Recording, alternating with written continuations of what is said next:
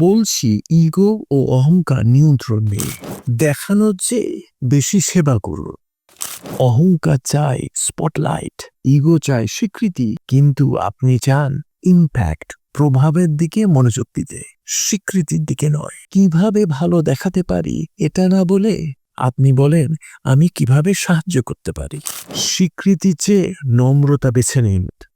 সত্যিকারের নম্রতা মানে নিজেকে ছোট করে দেখা নয়, নিজেকে কম ভাবা নয়, বড় নিজের সম্পর্কে কম চিন্তা করা।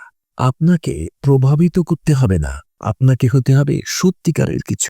কিয়ানু রিভস বিশাল খ্যাতির পরেও রিভস জীবনযাপন করতে সাদামাটা।